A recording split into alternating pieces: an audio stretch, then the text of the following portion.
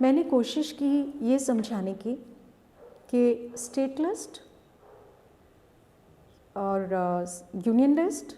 और concurrent list के माध्यम से किस तरह इस पॉइंट के ऊपर कि ये स्टेट का मुद्दा है, सुप्रीम कोर्ट इसको खारिज नहीं करेगा। मैंने ये समझाने की कोशिश की कि नेहरू जी रिफॉर्म्स लाने के लिए उन्होंने खुद अमेंडमेंट लाकर ये पावर्स सेंटर को दी कि अगर वो किसी भी तरह का रिफॉर्म एग्रीकल्चर में ला सकते हैं तो वो विधान उन्होंने बनाया और वो रिफॉर्म्स लेके आए, APMC एट्सेट्रा, जो हम जानते ही हैं। अब विपक्ष ये भी कह रहा है कि दोनों सदनों में जिस तरह से इसको पारित करना चाहिए था वो पारित नहीं हुआ। Procedural, how to bring an ordinance. तो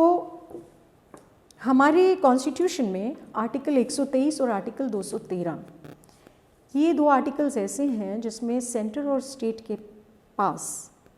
ऐसी पावर दी गई है कि अगर किसी कार्यवश युद्ध है या कोई ऐसी बात हो गई है, महामारी है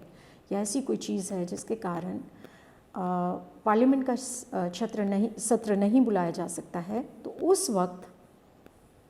और एक कोई कानून लाना बेइंतहाई ज़रूरी है, बहुत ज़रूरी है, और पार्लियामेंट को बुला नहीं सकते हैं। जैसे ये गोल्डन पीरियड मिला इस सरकार को कोविड के तहत कि पार्लियामेंट को नहीं बुला सकते थे, तो उस दौरान आर्टिकल 123 के तहत प्रेसिडेंट ऐसा इमरजेंसी ऑर्डर दे सकते हैं टू मेक एन ऑर्डिनेंस सरकार को, जो कि इन्होंने करवाया। अब इस तरह का ये ऑर्डिनेंस 5 जून को ये लिया, मगर इसमें यह है कि 6 हफ्ते, इस तरह का ऑर्डिनेंस बनने के 6 हफ्ते के अंदर अंदर उसको पार्लियामेंट से पास कराना भी इंतहाई ज़रूरी है, नहीं तो वो खारिज हो जाता है। और ऐसा हो भी जाता है, खारिज हो जाता है, सरकार दोबारा भी ले आती है। ये एक नॉर्मल एक सरकारों का तरीका होता है। इसलिए जब उन्होंने 5 जून को ये ऑर्डिनेंस बनाया तो उसको पारित कराने के लिए उन्होंने मॉनसून सत्र बुलाया, और वहाँ पर उन्होंने, लोकसभा ने, उनकी मेजॉरिटी है ही लोकसभा की, वहाँ उन्होंने उसको पारित कराया। और राज्यसभा में, लोकसभा में तो बहुमत से पास हो गया, फिर ये राज्यसभा में 20 सितंबर जिस दिन संडे था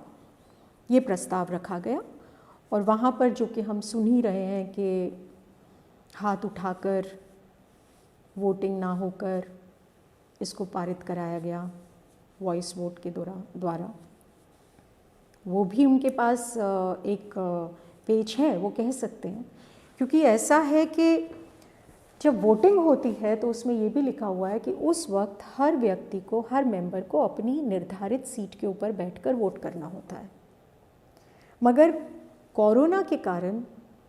सरकार को एक मौका मिल गया और वो 2 गज की दूरी, तो कोई भी मेंबर जो है वो अपनी निर्धारित सीट के ऊपर से वोट नहीं कर सकता था। तो उनके पास ये भी है कि भाई इसलिए वॉइस वोट या हाथ उठा के जैसे भी उन लोगों ने इसको पास कराया, तो उसका ये भी कोई इतना बड़ा वो नहीं है कि सुप्रीम कोर्ट इसके ऊपर इस कानून को खारिज कर सके, क्योंकि उसके पास पावर ही नहीं है। पावर क्यों नहीं है? क्योंकि आर्टिकल 122 आर्टिकल 122 क्लियरली कहता है कि पार्लियामेंट के अंदर जो कुछ भी हो रहा है वो जुडिशियल स्क्रूटनी से बाहर है। इस कारण प्रोसीजरल क्या है, क्या नहीं, क्या हुआ पार्लियामेंट में, क्या नहीं हुआ, वो पावर्स ही नहीं है स्क्रूटनी करने का। तो किसी भी कारण से ये जो लोग भी कह रहे हैं कि सुप्रीम कोर्ट से इसको खारिज करा देंगे, ये बिल्कुल गलत है। जो भी कह रहे हैं कि स्टेट गवर्नमेंट इसको खारिज कर देगी, वो भी उनके पास पावर्स नहीं है, क्योंकि क्लियरली लिखा हुआ है, डॉक्ट्रिन ऑफ फेडरल सुप्रीमेसी है, क्लियरली ये मेंशन्ड है कि दोनों सरकार, सेंट्रल गवर्नमेंट और स्टेट गवर्नमेंट जब कोई कानून बनाती है तो उस वाद विवाद, अगर उसमें कोई विवाद उत्पन्न होता है तो उसमें पार्लियामेंट का बनाया हुआ कानून ही प्रिवेल करेगा। यहाँ पर मैंने अपनी जो 2-3 जो पॉइंट्स मैं पढ़ रही थी और सुन रही थी उसको मैंने यहाँ पर क्लियर करने की कोशिश करी है मेरे इस पहले वार्तालाप में। एमएसपी और एपीएमसी के बारे में मैं अब दूसरा आपको एक टॉक रखूँगी जिसमें मैं आपको समझाना चाहूँगी, मैं बात करना चाहूँगी किस तरह से एपीएमसी लागू हुआ, क्यों हुआ और इस कानून में क्या फ़ायदे और क्या नुकसान हैं और क्या रिफॉर्म्स हो जाने से हम लोगों को फ़ायदा हो सकता है, क्या चीज़ें हैं जो स्ट्रक डाउन होनी ज़रूरी हैं और क्या चीज़ें इसमें अंदर रिफॉर्म्स में इनको ठीक करने की ज़रूरत है। इसके साथ ही आपने मुझे सुना, इसके लिए बहुत बहुत धन्यवाद।